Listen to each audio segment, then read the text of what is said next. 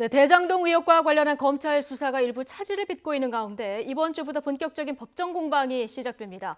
유동규 전 성남도시개발공사 기획본부장의 첫 재판이 오는 10일 열리는 건데요.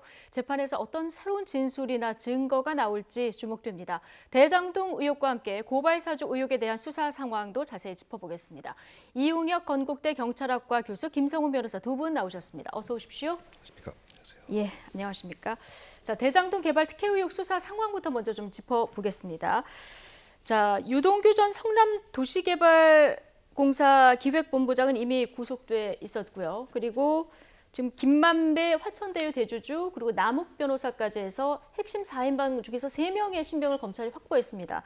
자, 수사에 좀 속도가 붙는 모양새라고 봐야겠죠? 예, 그 가장 핵심적인 사항은 배임이라고 하는 혐의가 유동규 본부장에게 추가 기소가 되었고, 네. 이 배임을 기본 고리로 해서 다른 사민들도 함께 이 사안을 기획을 했다.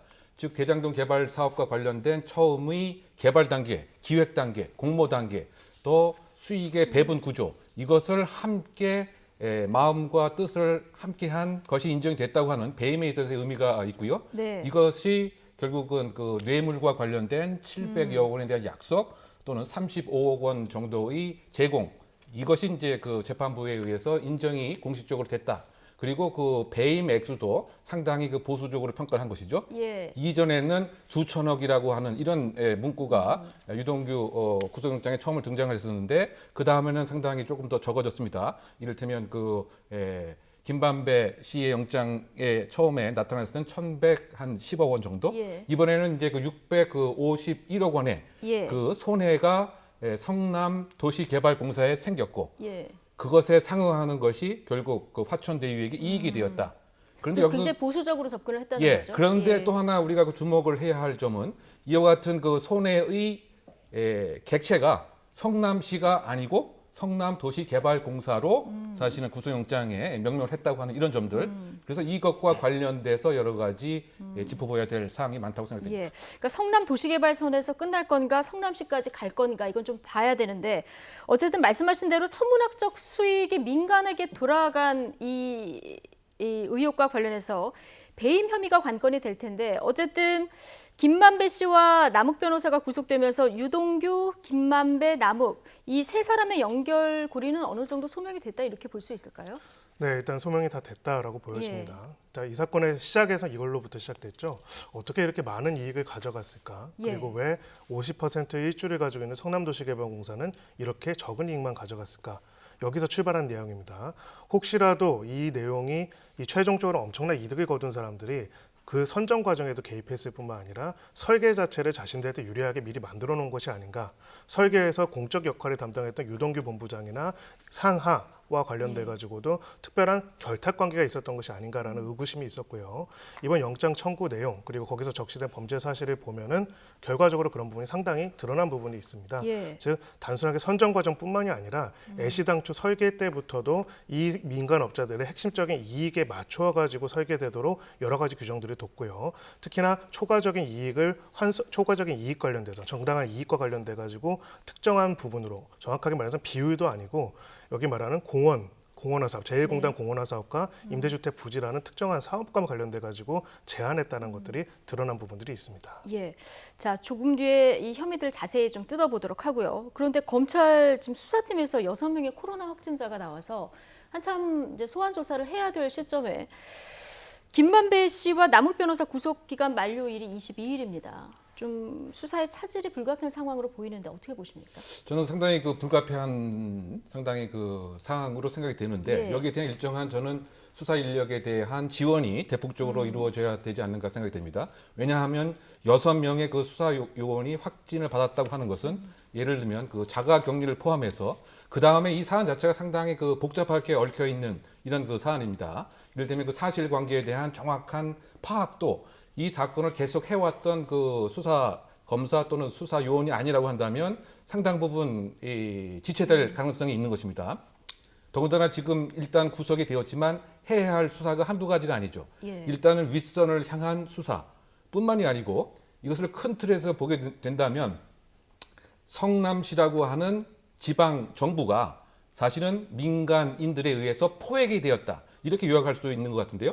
이 얘기는 결국은 이 성남시뿐만이 아니고 성남시 의회에도 상당 부분 이런 그 수사의 대상이 되는 것이고요. 예. 또 이것에 의한 배임 설계에 의한 과실로 일정한 금전을 어떻게 활용을 했는지 이것이 혹시 이를테면 그 재판 거래 또는 변호사 대납비의 의혹 또는 기타 여러 가지 로비의 정황 그러면 수사할 상황들이 이를테면 윗선으로 향한 수사뿐만이 아니고 횡으로 이루어지는 수사의 확인할 사항이 상당히 많기 때문에 네. 지금 6명에 대한 수사요원의 코로나 확진이라고 하는 것은 사실 이 사안의 실체를 상당히 제대로 밝히지 못할 가능성이 큰 부분으로 생각이 되기 때문에 네. 그 시급하게 수사요원을 대폭 교체를 할 뿐만이 아니고 결국은 이 사안에 대한 파악이 상당히 쉬운 것이 아니기 때문에 더 증가해서 수사 연력을 대체할 필요가 있지 않나 이런 생각이 듭니다. 수사 인력을 좀 더 증가할 필요가 있다.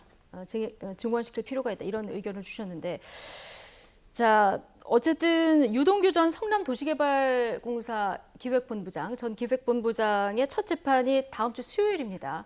이제 여기서 어떤 얘기들이 또 다뤄질지가 굉장히 주목되는 상황인데 조금 전에 짚어봤지만 유동규 씨 같은 경우는 그 추가로 배임 혐의가 이제 추가되지 않았습니까? 네. 추가 기소가 됐는데 앞서 이제 김성훈 변호사께서 얘기해 주신 부분을 좀 짚어보겠습니다. 검찰이 지금 사업 공모 지침서가 좀 수상하다 이렇게 보고 있는데 특히 제1공단 사업비 그리고 임대주택 부지 왜 이 두 가지 부분으로 이익을 제한했느냐 이 부분에 대해서 조금 그 물음표를 던지는 것 같고요. 이 의사 결정 과정에 최종 누가 결정을 했느냐 이 부분이 관건 아니겠습니까? 네, 바로 그 부분이 핵심적인 부분입니다. 특히나 이제 당시에 이 공모 지침을 공개하기 약 한 달도 되기 전에 내부의 회의록에서는 외부 위원이 이런 질문을 합니다. 성남도시개발공사가 50% 이상의 지분을 가지고 있으니까 저 수익도 그렇게 가져가는 거 아닙니까? 라고 하니까 담당 간사가 네, 당연히 그렇게 합니다라는 게 1월 27일 회의록에 나와 있습니다. 네.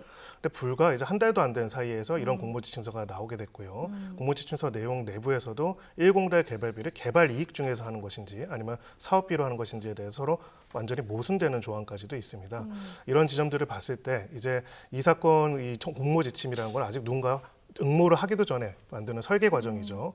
설계 과정에부터 특별하게 이유가 없음에도 불구하고 공사의 이익을 임대주택과 그리고 공단으로 한정했다는 부분 왜 이렇게 됐는지를 확인해 볼 필요가 있고요.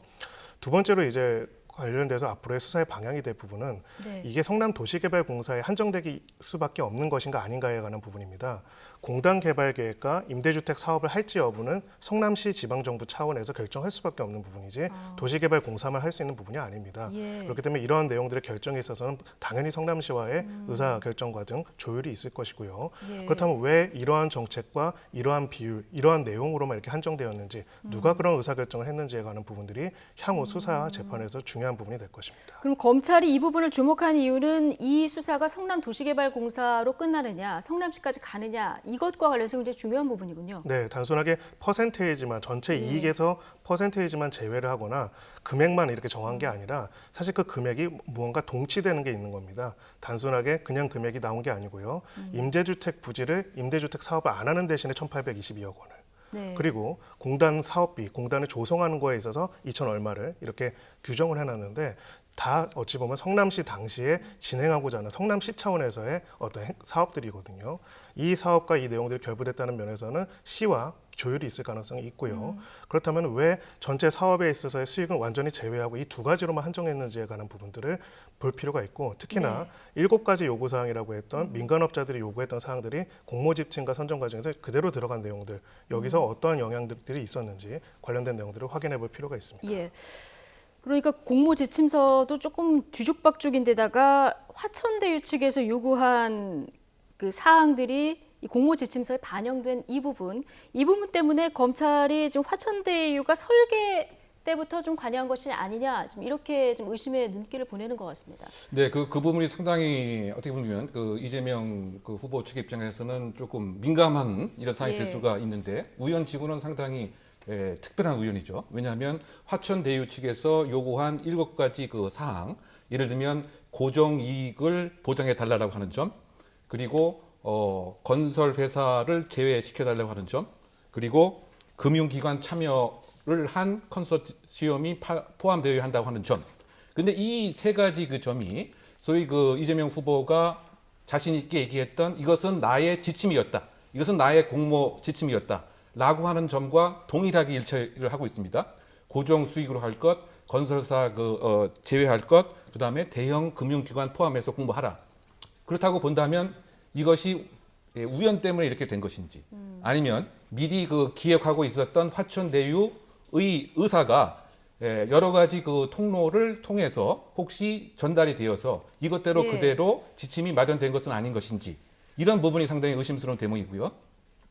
적어도 그 구속영장에 그 청구된 내용에서는 유동규 전 본부장까지는 이와 같은 사항을 화천대유와 이미 함께 그 기획하고 공모하고 함께 그 논의했다라고 하는 이런 점들이 인정이 그 되었기 때문에, 그러면 이 점에 있어서 과연 그 이재명 후보가 어떠한 방어를 이제 해야 될지, 이런 부분이 상당히 또 이슈로 그 떠오르기 때문에 예. 이것이 과연 이제 그 우연이었던 것인지, 예. 아니면 이런 사실을 이미 그 알고 있는 그 상태는 아니었던 것인지, 결국 따라서 그 유동규 또는 정진상 이런 그 측근들이 이런 사안들을 어느 정도 알고 있었고, 네. 또 이런 사항이 일정한 결제 서류를 통해서 공식적으로 보고가 되었던 것인지, 이런 네. 것들이 이제 결국 이제 중요한 그 수사의 그 초점이 그 되기 때문에 왜 일치가 되었느냐, 이 점이 상당히 의혹스러운 부분으로 지적될 사항이 아닌가 생각됩니다. 예, 결국 추가 수사 상황을 좀 봐야 되는데, 자, 검찰이 유동규 전 본부장을 압수수색하던 날,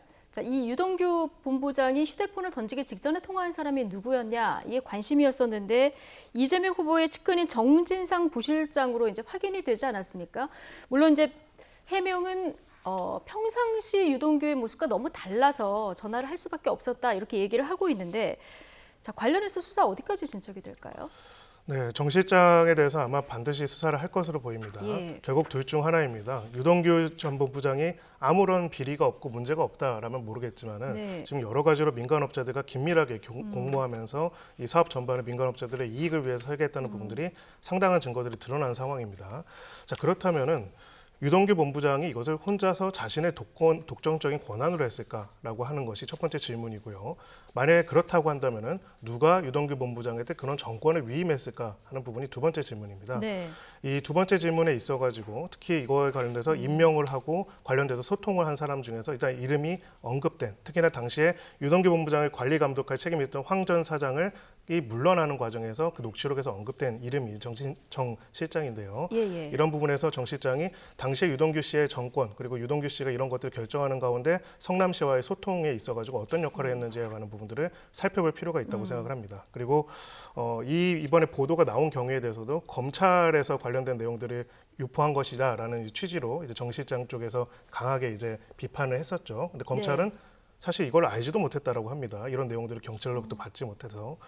그럼 이게 어디로부터 나왔을까 하면은 경찰이 아니라면은 저는 나올 수 있는 것은 유동규 전 본부장의 변호인 쪽 말고는 없다고 생각합니다. 예. 네, 그런 지점들을 봤을 때는 결국은 이 사건과 관련돼서 유 전 본부장과 정 실장 사이에는 기존에 서로 평소의 상태가 어떻게 알 정도로 굉장히 긴밀한 관계가 있었고 이 사안에 관해서도 어떤 소통이 있었을 수도 있기 때문에 이 사건의 본질이 유동규 전 본부장의 개인적인 일탈에 끝나는 것인지, 아니면은 성남시 차원에서의 어떤 모종의 조율이 있었는지 하는 부분들은 그 연결고리가 될 수 있는 정 실장에 대한 수사를 통해서 밝힐 수 있는 부분이라고 생각합니다.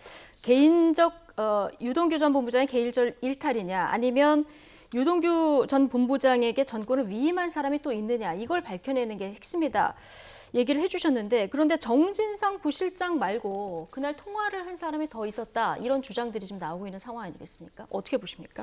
일단은 이제 그 통화 직전에 그 정빈용 그 회계사하고도 통화를 5분 정도 한 것으로 그 알려져 예. 있습니다. 이제 그 내용은 이 정민용 그 회계사와 그 유 실장 간에 함께 그 설립한 유원홀딩스에 관한 혹시 뭐 이야기 가능성이 있지 않는가, 이런 추정을 그 해봄직한 것이고요. 그 다음에 그 지금 이제 말씀처럼 정진상 그 실장이 그 약 7분 동안 어떠한 이야기를 했겠느냐. 지금 그 언론 보도 등에 의하면 먼저 전화를 한 것으로 알려져 있다고 한다면 이 압수수색이라고 한 그 급박한 그 상황에서 일정한 긴급 지시 또는 나름대로의 보장에 관한 얘기 등을 할 가능성이 있지 않는가 하는 생각이 되는데, 네. 결국은 핵심은 이 내용 자체를 파악하는 것이 이번 윗선으로 향하는 수사인지를 검찰이 어느 정도 수사의 의지를 갖고 있느냐를 가늠하는 척도가 되지 않을까 생각이 됩니다. 예. 즉 바꿔 얘기하면 이 전화 전후해서 과연 누구하고 통화를 했고 만약에 보고를 했다라고 한다면 어떤 내용이 보고가 되었는지 이것이 사실은 이제 가장 핵심적인 것인데 그런 예. 측면에서는 정진상 그 실장을 참고인 자격이라도 소환을 해서 확인할 필요가 있지 않는가 네. 이런 생각을 할 수밖에 없는 것이고요. 그리고 그 정진상 그 실장이 그 등장하는 대장동 개발 관련된 그 문건이 거의 그 이재명 성남시장의 문건에 결제했던 수와 거의 동일합니다. 그럼 상당 부분을 다 파악을 하고 있었을 가능성이 있다. 더군다나 그 황 사장의 사퇴 종용과 관련돼서 정진상 실장의 이름이 중요한 근거로서도 등장하기 때문에 이것은 하나의 또 강요의 또 혐의 같은 것도 우리가 배제할 수 없는 네. 이런 여러 가지 그 상황들이 그 있어서는 사실상 그 정진상 그 실장에 대한 참고인 조사가 불가피한 것인데 네. 지금 그 질문 내용 중에서 제3자하고도 통화할 가능성을 배제할 수는 없는 것은 아니냐. 예. 이 부분도 사실은 이제 그 원희룡 대통령 경선 그 후보가 언급할 예. 정도라고 한다면 근거는 상당 부분 이제 있습니다. 결국은 예. 짧은 시간 내에 자신에 대한 구명 또는 네. 자신의 앞으로의 법적인 지위에 대한 일정한 보장 이것을 이제 담보하기 위한 내용이 아니었을까 이렇게 우리가 합리적으로 구상을 할 수밖에 없는 것이기 때문에 결국 이것의 핵심적인 그 내용은 유동규 씨에 대한 이 전화 통화 내역에 대한 수사가 이미 사실은 있어야 되는데 이것은 사실 없었던 것 같습니다. 예. 이 부분도 사실은 이제 검찰의 수사 의지를 지금 가늠하는 것이기 때문에 예. 사실은 그 검찰의 입장에서 상당히 그 부담스러운 지금 형국일 것 같습니다. 어느 쪽으로 판단을 하느냐에 따라서 이 대통령 선거를 그 앞둔 입장에서 네. 과연 경찰이 어떻게 예. 판단해야 될지 이것이 또 지켜볼 네, 때문이죠. 지금 유동규 전 본부장이 휴대폰 수사 관련해서 말씀을 해주셨는데 이제 내역 정도는 볼 수 있는데 혹시 이 안에 통화 녹음이 됐다든가 이럴 가능성도 있을까요? 그럴 가능성도 있다고 생각을 예. 합니다. 특히나 이번에 만약에 이 통화 사실을 유동규 본부장 측에서 혹여라도 이거는 좀 모르는 겁니다. 예. 관련된 내용들이 보도가 된 거라면은 뭐 보도의 경위도 묘종의 이유가 있다고 생각을 하고요. 일단은 그 통화의 시점도 굉장히 오묘합니다. 압수수색 직전이라고 하는데 혹시라도 이제 압수수색 관련된 여러 가지 정보들이 새어나갔지 않았는가 하는 부분들도 추가로 수사할 필요가 있고요. 결과적으로는 그렇습니다. 우리가 의문을 제기할 수밖에 질문을 던질 수밖에 없는 거는 유동규 씨가 우리가 본부장이라고 하기 때문에 일반적으로 공기업 본부장이라고 하면은 신입으로 입사해가지고 수십 년 동안 일한 사람들, 그 분야 전문가들을 우리가 이해를 하죠.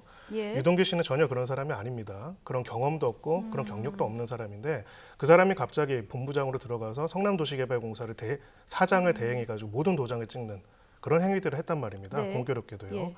그렇다면 유동규 씨 개인의 뭐 어떤 역할이 떠나가지고 네. 유동규 씨한테 그런 권한과 그런 능력들을 준 정치적인 경제적인 이유가 무엇이었고 배경이 네. 무엇이었는가에 대해서는 당연히 수사를 해야 하는 것이고요. 예. 그 부분에 대한 것들이 향후 수사에 있어서 이 사건의 본질을 밝히는데 굉장히 중요한 부분이 될 겁니다. 예, 수사가 어디 윗선까지 확대되느냐 이 부분도 관심인데, 근데 뭐 정진상 부실장 이름까지는 지금 나오고 있습니다만은 그러나 이재명 후보가 지시를 했다거나 묵인을 했다거나 이런 정황은 아직 뭐 나온 게 하나도 없는 이런 상황이고 더군다나 지금 여당의 대선 후보 아니겠습니까?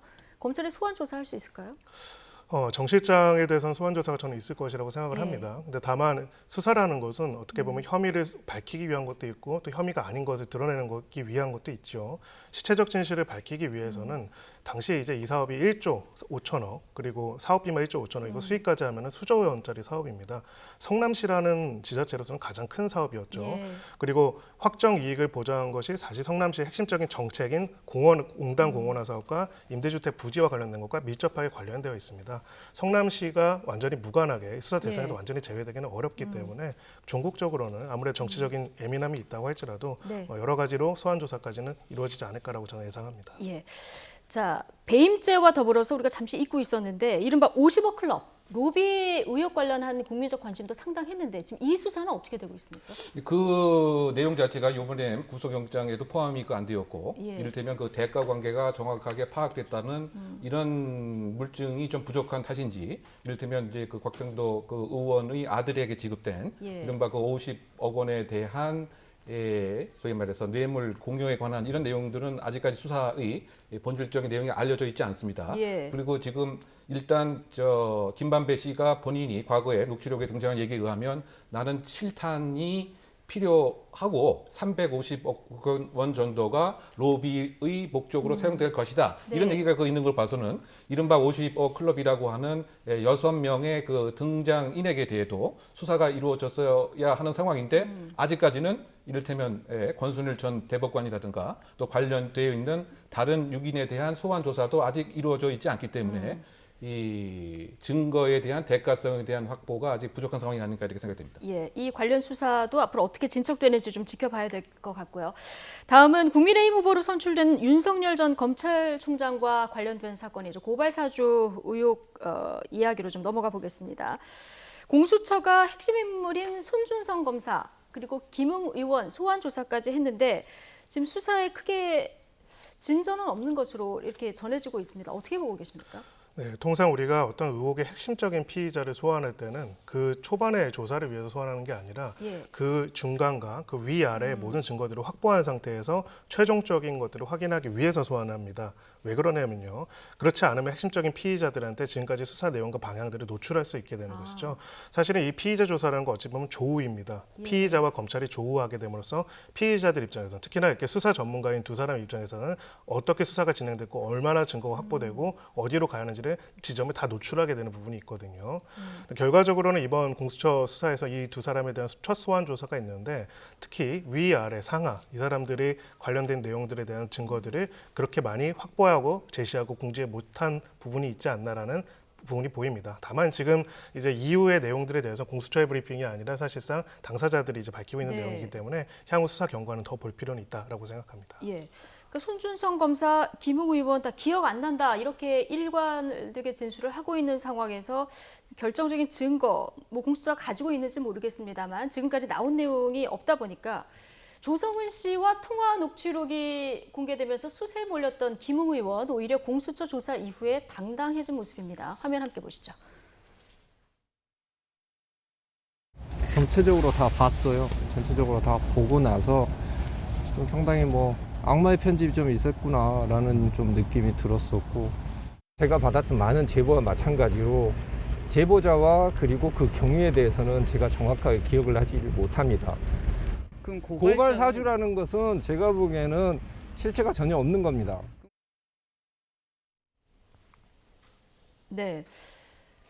공수처 조사를 받고 나온 뒤에 이제 얘기인데 녹취록이 악마의 편집이다. 수사를 받다 보니까 공수처가 가지고 있는 단서가 손준성 보냄 이거 하나밖에 없는 것 같다 이런 얘기를 하고 있는데 그만큼 공수처에서 어떤 핵심적인 증거를 제시하지 못하고 있다고 봐야 될까요? 네, 그렇게 판단한 것 같습니다. 예. 막상 공수처의 조사를 받아봤더니 구체적인 물증을 공수처가 갖고 있지 않은 것으로 판단을 해서 아예 이것은 악마의 의도를 갖고 있는 편집이다 이렇게 얘기를 한 거죠. 즉 예. 바꿔 얘기하면 고발장을 누가 작성을 했는지 고발장의 전달 주체가 누구인지 예. 이것을 특정할 수 있는 아무런 증거도 현재까지는 없는 것이 아닌가 이런 생각이 듭니다. 예. 지금 그 물증이라고 하는 것이 이를테면 손준성 보냄이라고 하는 꼬리표 그리고 고발장을 검색했다라고 하는 예를 들면 고발장에 있는 그 판결문을 검색할 때 하는 그 판결문 검색 내역 또 녹취록 이것에 이제 불과하기 때문에 구체적으로 누가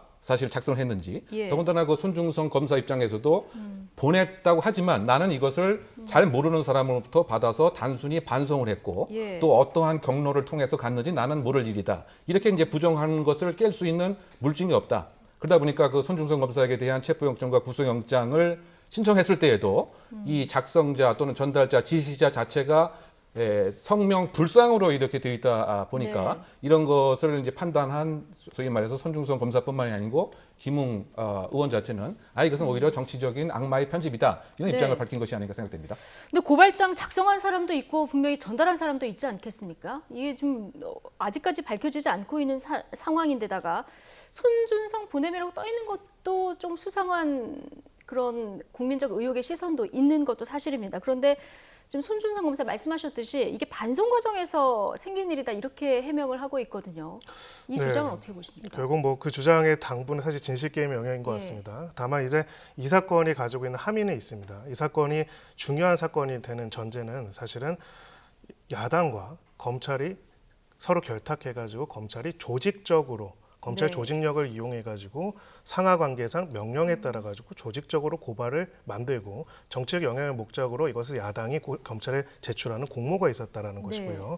이것이 구체적으로 혐의로는 직권남용과 공직선거법 위반이라는 두 가지로 만나는 부분이 있습니다. 즉 이 사건에 있어서 이 사건이 중요하고 의미 있는 사건이라는 핵심적인 부분은 바로 조직적이라는 개념이 성립이 돼야 하는 부분이 있습니다.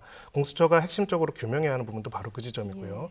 손중성 검사 개인이 김웅 의원과의 뭐 친분이 있든 없든 간에 관련돼 가지고 이런 고발장 써줘 해가지고 보내고 하는 그 자체는 이 사건 자체가 큰 의미가 없을 수도 있습니다.